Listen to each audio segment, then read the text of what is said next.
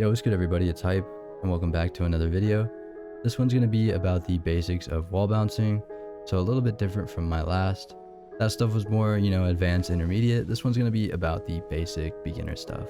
So, with that said, if you already know everything about wall bouncing, feel free to click off.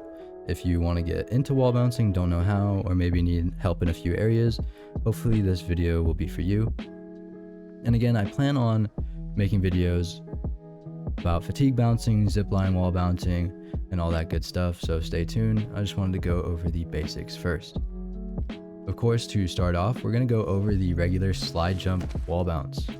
The slide jump wall bounce is what you're going to use more often than not when wall bouncing until you start learning about the fatigue stuff. The most important rule here with wall bouncing is to utilize these side inputs into the wall bounce, which will let you run across the wall and give you a clean wall bounce rather than the wall bounce where you get a mantle animation that stops your momentum and your wall bounce. So of course, this is what it should look like going both directions. If you're going to go right, you're going to want to hold D. If you're going left, you're going to want to hold A.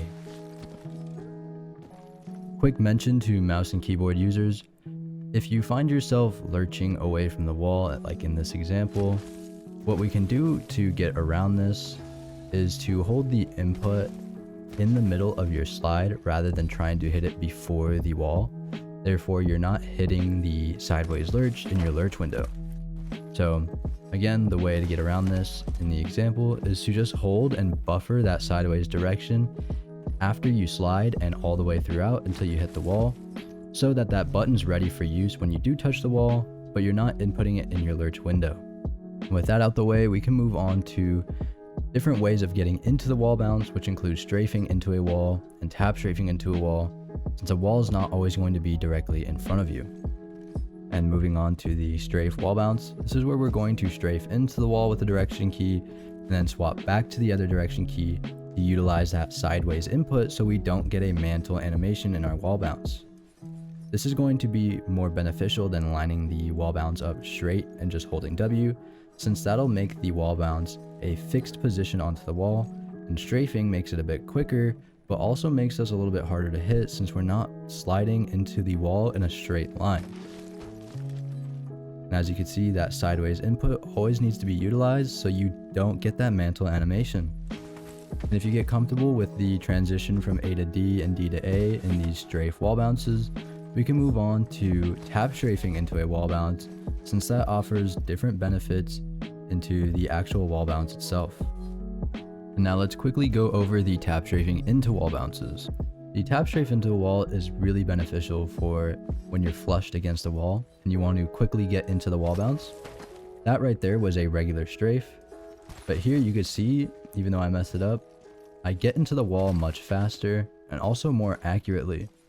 Tap strafing into walls is really good to choose exactly where on the wall you want to be, but also for a little bit of quickness. As you can see on the side of this pole, it's much easier to tap strafe into the side in the middle of a fight than it is to line up a strafe. And while lining up a strafe is not extremely hard, it takes a little bit more experience on the actual momentum and strafe timings. Here you can just kind of slide towards the wall and tap strafe directly into it and wall bounce out.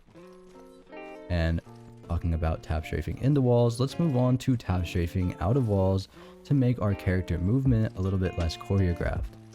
And so with the tap strafe out of a wall bounce, I'm going to be going over it like you already know how to tap strafe and are pretty comfortable. But if you don't know how to tap strafe, it's basically where we stack the W lurches by putting W on our scroll wheel.